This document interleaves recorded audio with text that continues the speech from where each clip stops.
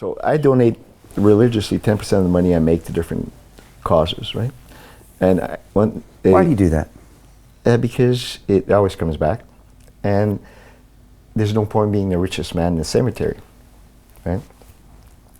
And I enjoy seeing people having success. And I started to sponsor wrestling because I was my way to Norway, and the guy who sat beside me in first class was the women's head coach. And I said, oh shit, you're a wrestling coach. You're at the bottom of the totem pole for funding. He kind of laughed, and I said, you know what, I'll give you a donation. I said, I'll be at your office Tuesday. I come back from Norway. And I tore my kneecap in a tramway accident, so I was a week late. But I showed up in crutches. Had somebody drive me out. I gave him the check. I said, I'm a man of my word. But I remember emailing him after I tore my kneecap. I said, I'm not flicking out on you, I'll be back. And then I started to donate money, but I wrote on the check, they can only use the money for flights for the athletes. No officials having some wine and cheese bullshit party. So they know that, and it was for the women's program. And then one day, because another thing that I did was rescue tigers, I said, there was a training camp. I said, why don't you come to the tiger rescue place? So I took all the girls and the boys, and they got to play with little baby tigers. And where are your tigers? They're 30 miles from my house. Which is in Colorado? Colorado. Okay. So then, one of the girls at Yelena Pedroskova said, hey, what do you think about this? What do you think about that? And she was really well self-educated. Actually, now she's in chiropractic school after she retired from wrestling. And I said, well, I wouldn't do this, I would do that. And then she was, can you train me? And obviously she couldn't afford me. And I said, you know, I donate 10%, I could donate my time too. So I said, sure, I'll train you. And after 2 weeks, Ellen Maroulis, who became Olympic gold medalist, said, hey, can I train with you? And then Vicky Anthony said, hey, can I train with you? And at 3, I stopped. Because the reason why I stopped, I said, if I take too many, no one's gonna know the difference. So then I took the 3 girls. And then I always liked judo, and my daughter did judo, so I started to support judo. So for example, last December, I held a seminar. I had people from 14 countries. I took all the money and split it between the 2 sports, and I paid all the expenses. And there was a guy from Estonia, Heikki Nabi, who's #2 in the world, came over and took the seminar, and now I train him. And everybody's like, man, this guy's changed physique. I mean, when he came to train with the Americans last week, the Americans like, fuck, you train with Charles? Like the Greco-Roman wrestling team were asking him thousands of questions which he wouldn't answer about me training him. And my goal is to say, okay, I'm going to have Estonia's first gold medal at the Olympic Games in wrestling, because, you know, I think, and I do it for free. I just do it to entertain myself. It's a challenge. And you want to donate, what, $1 million this year? I want to donate 1.2. Okay. Right, so that's my goal. So you're cutting big checks to these people. Yes, you know, like basically that paid for 2 training camps, right? And 2 days before I came to England, I paid each for them another training camp, actually 1.3 training camps, because, but you know, as soon as I write the check, my assistant says, hey, you know, there's a group in Poland that wants you to come there, you're already going to Italy, and they'll pay your fee.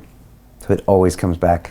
Like I've heard this before from other people. From, you know, and then one of my former bobsledders is now working with DestinyRescue.org, which takes prostitutes off the street, like teenage prostitutes are forced into prostitution. And he supports the Manila chapter. I don't know why, but he said 20 grand is enough to pay for enough cops for a year. So I said, okay, on my birthday on Facebook, I'll say, donate to DestinyRescue.org so he can help out. But I'm pretty sure I'll be able to cut a check to double their effectiveness in the Philippines prostitution is a problem. Okay. But I became aware of it one day. I had to stop in Manila, and I was staying in a 5-star hotel, and I was having breakfast, and I saw these 2 fat rich Americans with prostitutes, like wives. They were maybe 12 or 14, and I was like, man, this is disgusting. And on the way out, I spit on both of them. Jesus. Of course, I didn't get arrested because, you know, I was too jacked for the average Filipino to arrest me. And then I got on my limo to go to the airport. I said, fuck, you know, one day I'll do something about this, but I just didn't know how. And then on Facebook, I saw Chris Laurie post him arresting pimps. So I wrote to him last week. I said, how can I help? And he goes, these are the contact numbers. So he gave me the website. And then I said, okay, because I'm always looking for a good place to donate money, but I want to make sure that the money goes there. And one of the foundations that help is the Navy SEAL Foundation. I mean, there's a thing called charity.org, I think, charitynavigator.org, which is a website that verifies if the money goes to actually who you donate to. And Navy SEAL Foundation had a score of 99%. But there was other veteran organizations where they got a score of 54%. 2 of the guys who work for me are veterans, right? 3 actually. And the guy that does all my IT is a veteran. So, you know, the government doesn't take care of them. So I'd rather, you know, for the same set of skills, I'll hire a veteran all the time. And I think that it's just good karma, you know. And it's funny enough because when I donate, these people will, for example, introduce me to other people which end up being clients, you know. And I find that at the top, I think all the most successful people I've ever met are big donors too. I mean, they choose whoever. I like judo and wrestling. I like helping out Navy SEALs. I like to help Chris Laurie. So, but if somebody comes up with something where I'm sure the money will get there, that's what I do. But my father taught me this, you know. My father used to donate. My father actually studied to become a priest. And of course, he liked women too much, so he never finished.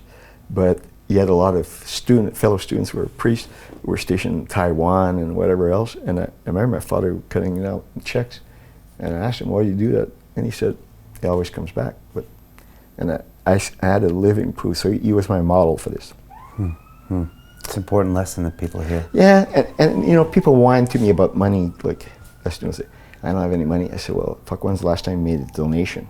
Well, never, because I don't have any money. I said, you don't have any money because you don't donate. I said, look at it in reverse. People were like, I said, just give one check. Just give one check, see what happens.